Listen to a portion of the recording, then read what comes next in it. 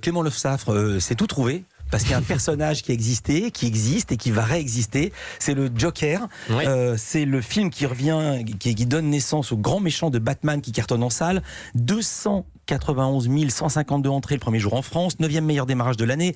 Meilleur démarrage de Todd Phillips et également meilleur démarrage pour l'acteur Joaquin Phoenix qui incarne le personnage de Joker. Alors, vous l'avez vu, Stéphane Guillon, le film ? Vous parlez de mes entrées au Tristan Bernard. Oui, bien sûr. Je l'ai pas vu, mais j'ai très envie de le voir. Et je sais que c'est pas évident parce que les séances sont très vite complètes. Alors, tâchez de vous donner envie. Alors, allez-y Clément. Le Joker, on va parler justement du personnage. On va pas parler du film tout de suite, mais d'abord de ce personnage assez incroyable. Et savez-vous que sans Victor Hugo, il n'y aura peut-être pas de Joker? Ah bon? Et oui, alors je vous explique, nous sommes en 1940. Effectivement, ça a parlé à Nicolas Caro. Batman est devenu en quelques mois l'un des héros les plus populaires dans les comics, les BD américaines. Mais pour changer des truands et des mafieux qu'il affronte tous les jours, ses créateurs veulent lui opposer un adversaire malin, haut en couleur. Alors Bob Kane et Bill Finger vont s'inspirer d'un film qui est sorti en 1928, qui est donc Nicolas Caro. L'homme qui rit, Exactement. adapté de Victor Hugo. Exactement, c'est une adaptation de ce roman. Le personnage principal, c'est un saltimbanque qui a été défiguré et qui a des cicatrices qui donnent l'impression en fait qu'il sourit tout le temps. Alors les deux auteurs sont frappés par ce visage grimaçant. C'est l'acteur Conrad Veidt qui l'incarne sur l'écran et les deux auteurs vont donc littéralement le copier-coller pour créer le Joker. Et les lecteurs ont adhéré? Oui, tout de suite, même si le Joker n'était pas non plus prédestiné à devenir un grand super vilain.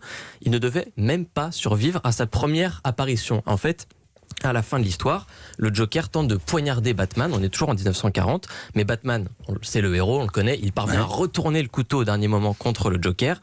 On le voit qui est sur un brancard, il a l'air mort, sauf que le responsable éditorial de l'époque, lui, il est convaincu du potentiel du Joker, il pense que c'est un excellent méchant, il va le sauver in extremis en faisant changer la dernière case, et bien lui en a pris, puisque le Joker est vite devenu l'un des méchants préférés des lecteurs, puis des cinéphiles, puisque le Joker a donné lieu à des interprétations fiévreuses au cinéma, elles ont façonné sa légende dans les années qui ont suivi. Dans l'ordre, on s'en souvient, Jack Nicholson, Heath Ledger et le dernier, Joaquin Phoenix. On ne vous a jamais dit que le rire pouvait tout guérir? Un petit tour de magie, peut-être? Ce crayon, je vais le faire disparaître.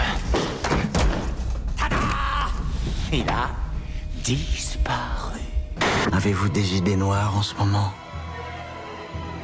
Tout ce que j'ai, c'est des idées noires.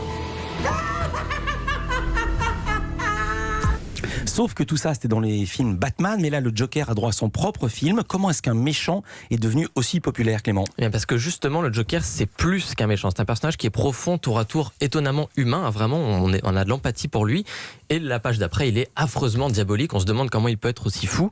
Et puis, il y a sa relation qui est très trouble avec Batman d'habitude. Vous savez, c'est blanc et noir dans les comics. Il y a le méchant et le héros. Pas vraiment avec Batman et le Joker. Il y a une idée assez géniale, c'est que l'un ne va pas sans l'autre. L'un a créé l'autre et inversement. Ils sont deux facettes de la même pièce, deux hommes traumatisés dans leur enfance. Un justicier sombre d'un côté qui va sauver Gotham et un criminel comique qui va tout faire pour créer le chaos. De fait, le Joker n'est pas un monstre. Et si c'est pas un monstre, c'est que c'est un homme qui a sombré dans la folie, certes, qui commet des crimes atroces, mais ça, le lecteur peut quand même s'identifier à cette folie, comme l'explique François Hercouet, directeur éditorial d'Urban Comics, c'est la maison d'édition de Batman en France.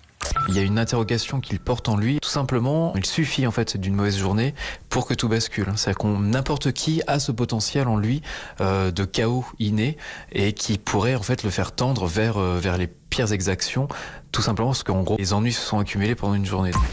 Tout ça m'a donné envie. Est-ce que vous avez des comics à nous recommander, Clément ? Oui, alors le premier, c'est un gros bouquin, c'est l'anthologie Joker. Il y a 350 pages. Vous avez toutes les histoires, toute une bonne sélection d'histoires depuis 1940, sa première apparition, jusqu'à aujourd'hui. Ça retrace très bien son histoire, mais l'indispensable des indispensables, c'est The Killing Joke. C'est le comics qu'il faut avoir lu. Ça raconte vraiment cette relation toxique entre Batman et le Joker. En même temps, vous en apprendrez plus sur ses origines, donc c'est pas mal pour se lancer aussi. C'est très court, 46 pages, ça se lit, mais comme ça. Stéphane Guillon, je vous ai vu très intéressé. Ça vous intéresse ? J'ai pensé qu'il y avait certaines actrices qui, après des chirurgies esthétiques plus ou moins réussies, ressemblent beaucoup au Joker. Elles nous écoutent, on les salue.